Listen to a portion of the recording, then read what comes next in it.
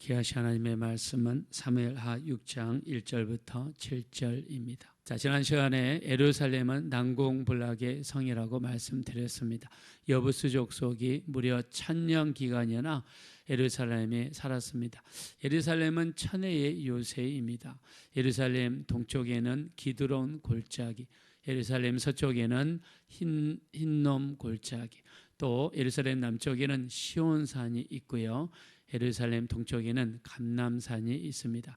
그리고 하나님의 성전이 있는 예루살렘 성 자체도 모리아산 위에 위치하고 있어서 그야말로 천혜의 요새로 간주됩니다. 그러다 보니까 어느 적들도 쉽게 공격하지 못했고 쳐들어오더라도 점령하지를 못했습니다. 이런 난공불락의 예루살렘 성을 다윗이 점령을 하게 됩니다. 성경에서는 하나님께서 다윗과 함께 하셨기 때문에 이 성을 점령하게 되었다라고 이렇게 기록을 했습니다. 우리 신앙생활에서 가장 중요한 것은 수단과 방법도 물론 중요하겠지만 제일 중요한 것은 하나님의 임재하심이 우리의 삶 속에 있는가.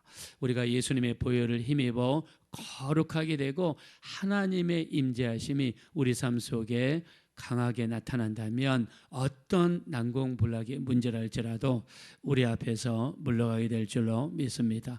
오늘 또 우리가 예배드리는 이 예배, 우리가 회개하는 회개, 예수님의 보혈을 의지하는 것, 하나님 앞에 찬양 드리는 것, 하나님의 말씀을 상고하는 이 모든 행위가 하나님께서 어떻게 하면 우리 삶 속에 더 많이 들어오시고 그 영향력이 커지며 하나님이 어떻게 하시면 우리를 더 강하게 이끌어 가실 수 있도록 준비하고 거룩하게 되고 강구하고 하나님의 인자하심을 위해서 우리 노력하는 그런 모든 행위입니다. 우리 삶 속에 하나님의 임재가 더 커지게 되시기를 예수 이름으로 축원합니다. 다윗이 예루살렘을 점령하고 나서 다윗 성이라 하면서 이렇게 부르게 되죠. 그리고 다음에 주제는 일이 무엇인가? 바로 하나님의 법궤를 모셔오는 것입니다. 하나님의 법궤는 하나님의 임재를 상징했습니다. 또 하나님의 법궤가 이동할 때마다 승리의 역사가 나타났습니다. 하나님의 법궤를 잘 모신다는 것은 보호하심을 상징했지만 형통하심도 상징했습니다. 이 모든 것을 이스라엘 백성들은 너무나 잘 알고 있었죠. 그래서 다윗은 법궤를 모셔오기로 작정을 합니다. 법궤의 한번 이동 경로를 보실까요? 이스라엘 백성들이 광야 40년 동안 살 때에 광야에서 무려 이동할 때마다 법궤가 같이 옮겨졌죠. 그리고 요단강을 건너서 가나안 땅에 들어왔을 때 법궤가 어디에 정착했습니까? 실로라고 하는 곳에 정착을 하게 되죠.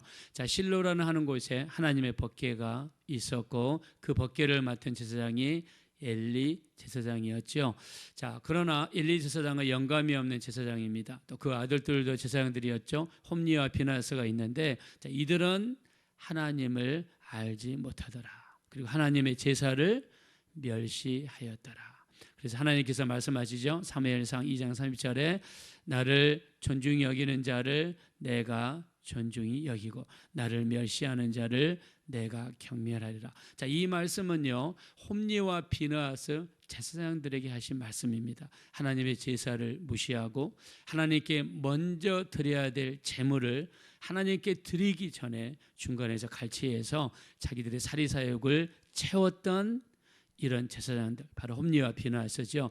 이들은 하나님과 영적인 교제, 인격적인 교제는 전혀 신경 쓰지 않았습니다. 법궤를 부적처럼 여겼습니다. 법궤만 갖다 놓으면 전쟁에 승리할 줄 알았죠. 그러나 하나님은 전쟁에 나가기 전에 기도하기를 원하셨고, 기도하면서 자기를 돌아보면서 온전하지 못한 부분이 있다면 회개하기를 하나님은 원하시는 것이었죠. 그러나 홈니와 비느하스에게는 이런 모습은 전혀 없었습니다. 법궤를 가지고 전쟁터에 나갔다가 블레셋과의 싸움에서 법궤를 빼앗겨 버리고 말았습니다. 법궤가 블레셋 진영으로 넘어가서 무려 7개월 동안 있게 되죠. 아스돗이라는 곳에다가 법궤를 가지고 왔는데 다곤 신전에다가 갖다 놨어요. 그 다음날 일어나 보니까 다곤 신이 머리가 바닥에 닿도록 엎드려져 있더란 말입니다. 신기하다 생각하면서도 다시 다곤을 세워놓죠. 자, 다곤이라는 신은 블레셋의 수호신인데 물고기 모양을 한 인어라고 말씀을 드렸습니다. 그 다음날 일어나 보니까 엎드려 있을 뿐만 아니라 목과 두 손목이 잘려져 있었습니다. 그리고 전염병이 돌기 시작하죠. 자, 이 아스돗 사람들은 무서워서 법궤를 가드 지방으로 옮기게 되죠. 골리앗의 고향이고 다윗이 가드 지방에서 1년 4개월을 머물게 되죠. 자, 그 가드 지역으로 가지고 왔는데 또 전염병이 돌아서 사람들이 죽기 시작합니다. 그 다음에 법궤를 가드 사람들이 에그론으로 가지고 가죠. 에그론 사람들은 질의 겁을 먹고 소리를 질러대죠. 이때 이 법궤를 베세메스로 이스라엘 땅으로 가지고 가게 됩니다. 베세메스로 간 법궤를 베세메스 사람들이 뚜껑을 열고 들여다보는 순간에 성경에서는 5만 70명이 죽었다라고 기록했습니다. 무서운 역사가 일어나죠. 그래서 베세메스 사람들은 법궤를 기랏 여아림으로 옮기게 되고, 자, 기랏 여아림에는 오늘 성경에 나온 아비나답이라고 하는 사람이 살고 있습니다. 아비나답의 집으로 법궤를 옮겨서 무려 20년 동안 거기에 머물게 되었습니다. 자, 그리고 나서 이 다윗이요 이렇게 법궤를 이제 예루살렘으로, 자, 예루살렘을 점령했죠. 그리고 예루살렘을 다윗성이라 명령을 했죠. 자, 어느 정도 수도가 완비가 된 겁니다. 자, 그리고 나서 법궤를 모셔옵니다. 자, 근데 법궤를 모셔오는데 다윗이 하나님의 뜻을 따라 법궤를 모셔오는 것이 아니라 자기의 열심으로 법궤를 모셔옵니다. 자, 법궤를 모셔오려는 의도는 칭찬 정말 할 만한 너무나 위대한 일입니다. 자, 우리가 주의 일을 하면서 실수하기 쉬운 것이 있어요. 자칫 잘못하면 나의 의를 드러내기 위해서 주의 일을 하기가 쉽습니다. 교회에서 봉사하는 것도 내 의를 드러내고 사람들의 칭찬을 받기 위해서, 또 내가 교회에서 어떤 하는 행위가 사람들의 인정을 받으려는 그런 실수를 우리는 너무나 범하기 쉽습니다. 저도 마찬가지고 많은 사람들도 마찬가지죠. 자, 다윗이 법궤를 옮겨오면서 자, 그거를 왕의 위엄을 드러내고자 하는 그런 계기로 삼은 것 같습니다. 벌써 규모를 보니까 대단합니다. 자, 우리 한번 1절 보겠습니다. 다 같이 한번 읽겠습니다. 시작. 다윗이 이스라엘에서 뽑은 무리 3만 명을 다시 모으고, 자, 이 옮겨오는 의식을 정말 최대한 장대하게, 최대한 성대하게 사람들이 주목을 끌고 아마 왕의 위엄을 드러내고자 하는 그런 마음이 있었던 것 같습니다. 자, 그래서 자, 그렇지만은 법궤를 운반하는 것에 대해서 다윗은 깊이 고찰을 못한 것 같아요. 자, 우리가 민수기 4장 15절에 보면 법궤는요 어떻게 해야 됩니까? 반드시 고앗 자손이 옮겨야 되죠. 자, 우리가 이 민수기 3장 17절에 보면 레위 자손, 레위 지파에게는, 레위라는 사람에게는 아들이 3명이 있죠. 게르손, 고앗, 무라리. 자, 이 레위 자손들 이 자손들이 있죠. 게르손, 고앗, 무라리. 자, 근데 이들이 하는 일이 다 다르죠. 게르손 자손들은 이 성막을 운반할 때 뭐를 담당했습니까? 휘장이라든가 천막을 담당을 했습니다. 청과 관련된 거를 옮기는 일을 게르손 자손들이 담당했어요. 고앗 자손들은요 그 성막 안에 있는 성물들을 옮기는 거를 담당을 했습니다. 특히 법궤라는 것은 막대기 2개를 이용해서 법궤 밑에는 고리 4개가 있습니다. 고리 2개에 한 막대기를 연결해서 4사람이 이렇게 옮길 수 있게 됐어요. 자, 무라리 자손들은요 성막을 지을 때 기둥들이 있죠. 하드웨어 기둥들을 옮기는 일을 맡았습니다.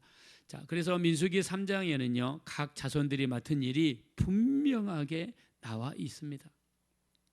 그럼에도 불구하고 다윗과 아비나답은 여기에 귀를 기울이지 않은 것 같습니다. 법궤 옮기는 것이 뭐 그리 대수라고 그냥 아무렇게나 옮기면 되지 하면서 동원한 게 새 수레였습니다. 자, 우리 한번 3절에 새 수레라는 말이 두 번이나 나오는데요. 우리 3번 보겠습니다. 시작. 그들이 하나님의 교회를 새 수레에 싣고 산에 있는 아비나답의 집에서 나오는데 아비나답의 아들 우사와 아요가 그 새 수레를 모니라. 자, 아비나답도요, 이 하나님의 법궤를 옮기는 방법을 너무 잘 알고 있습니다. 반드시 메고 옮기는 것을 알고 있습니다. 자, 그러나 시간이 많이 흐르면서 그 말씀에 대한 경각심이 희미해진 겁니다. 그냥 꼭 메고 옮겨야 되느냐, 아무렇게나 옮기면 안 되느냐, 꼭 그렇게 해야 되느냐, 이렇게 하면 안 되느냐. 자, 자기 생각으로 하는 것이죠. 수레에다가 옮겼어요. 자, 그리고 가다가 이 소가 이렇게 뛰게 되죠. 자, 6절 말씀 가겠습니다. 6절 말씀 다 지겠습니다. 시작. 그들이 나곤의 타작마당에 이르러서는 소들이 띠므로 우사가 손을 들어 하나님의 궤를 붙들었더니 7절입니다. 여호와 하나님이 우사가 잘못함으로 말미암아 진노하사 그를 그곳에서 치시니 그가 거기 하나님의 궤 곁에서 죽으니라. 네. 자, 하나님의 법궤는 반드시 메고 옮겨야 됩니다. 그러나 새 수레에 옮겼습니다. 하나님의 법궤는 만져서는 안 됩니다. 민수기 4장 15절에 만지면은 죽으리라라고 이미 성경에 기록이 돼 있습니다. 그럼에도 불구하고 만져서 우사가 죽어버리고 말았습니다. 자, 다윗은요 정말 하나님의 법궤가 중요해서 법궤를 옮기는 것이 중요하게 생각이 있으면은 아마 그 즉시로 시정해서 바로 옮겼을 것입니다. 자, 근데 다윗은요 하나님을 알지 못했습니다. 자, 하나님을 알지 못할 때 뭐가 임합니까? 자, 우리 한번 말씀 한번 읽겠습니다. 우리 8절입니다. 다 같이 한번 읽읍시다. 8절 시작. 여호와께서 우사를 치심으로 다윗이 분하여 그곳을 베레스 우사라 부르니 그 이름이 오늘까지 이르니라. 다윗의 첫 번째 반응은 자기 자신을 돌아보고 회개하거나 우리에게 무슨 잘못은 없는가 돌아보는 것이 아니라 분을 냈습니다. 왕으로서 아마 크게 격노한 것 같습니다. 그리고 9절입니다. 한번 읽어봅시다. 시작. 다윗이 그날에 여호와를 두려워하여 이르되 여호와의 궤가 어찌 내게로 오리요 하고. 자, 두 번째 다윗의 반응은 두려움입니다. 자, 하나님을 알지 못할 때 우리에게 임하는 건 무엇이죠? 두려움이죠. 자, 하나님의 법궤가 진정한 목표였고 하나님의 법궤를 진정한 존중했다면 법궤를 어떻게 해서든 옮겼을 겁니다. 근데 다윗의 말을 보겠습니다. 여호와의 궤가 어찌 내게로 오리요. 다윗은 사실 법궤를 제대로 옮기는 거에 관심이 그렇게 없었던 것 같습니다. 자, 3만 명을 동원하고 수많은 사람들 동원하는 거 보니까 법궤 옮기는 이 행동을 통해서 자기의 위엄, 어떤 자기의 의를 드러내고자 하는 의도가 있지 않았을까, 이렇게 해석하는 사람도 있습니다. 자, 다윗에게는 열심이 있습니다. 하나님의 법궤를 옮기고자 하는 열심이 있어요. 그러나 그 열심이 하나님의 말씀에 기초한 열심이 아니라 순수한 자기 열심, 자기 의에 기초한 열심이었습니다. 하나님의 말씀에 기초해서 옮기는 것이 아니라 어떤 다른 목적을 가지고 옮겼던 것 같습니다. 자, 로마서 10장 3절에 보니까 하나님의 의를 모르고 자기의 의를 세우려고 힘써서 하나님의 의에 복종하지 아니하였느니라 그랬습니다. 자, 하나님의 의는 하나님만을 드러내고 하나님께만 영광 돌리고 그 말씀을 의지해서 어깨에 메고 옮겼어야 했음에도 불구하고 그 말씀을 그렇게 중요하게 생기지 않았습니다. 자, 우리가요 설마 그럴까, 이런 이 설마가 나중에는 무서운 결과를 가져옵니다. 자, 여호수아 6장 26절에 보면 여호수아는 이렇게 선포합니다. 이 무너진 여리고 성의 기초를 닦는 자는 맏아들이 죽을 것이요 문을 세울 때에 막내 아들이 죽을 거라고 그랬습니다. 자, 분명히 경고했습니다. 이 여리고성, 하나님이 멸망시킨 여리고성에서 기초를 닦을 때 첫째 아들이 죽을 거다. 문을 달 때에 막내 아들이 죽을 거다. 자, 근데 이로부터 500년이 지난 다음에 열왕기상 우리 16장 34절에 보면 베델 사람 히엘이라는 사람이 나오는데, 자, 히엘이라는 사람은 이렇게 생각합니다. 설마 그러겠어?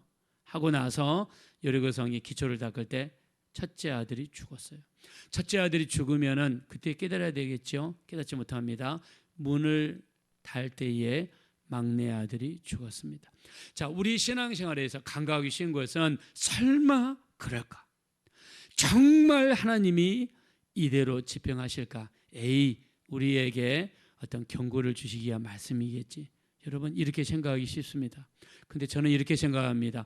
우리가 주님 앞에 섰을 때 그 주님께서 하신 그 말씀이 그대로 적용이 되어서 그 말씀 앞에 우리의 모습들이 드러나고 어떤 심판이 있지 않을까 생각합니다. 다윗도 하나님의 말씀을 깊이 생각하지 못하고 이번 기회를 자기의 어떤 열심으로 자기의 의를 세우려는 그런 목적으로 했다가 무서운 결과를 맞이했습니다. 우리가 하나님의 말씀을 가볍게 대했을 때 그 결과는 무서운 결과를 가져올 수 있다는 것이죠.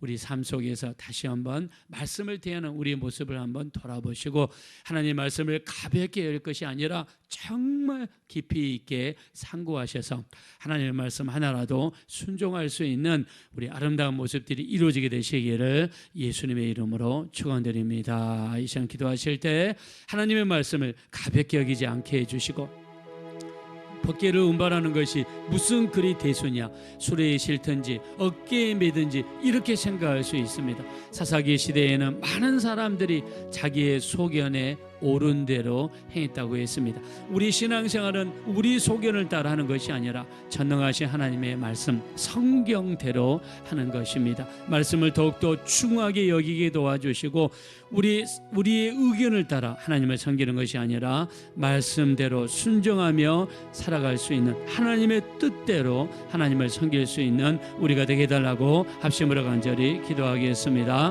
허락하시고 잡으라오신 하나님, 진심으로 감사합니다. 우리가 하나님을 섬길 때마다 우리의 소견대로 섬기는 것이 아니라 하나님의 뜻대로, 하나님의 말씀대로, 하나님의 의대로 섬길 수 있는 우리가 될 수 있도록 인도하여 주십시오.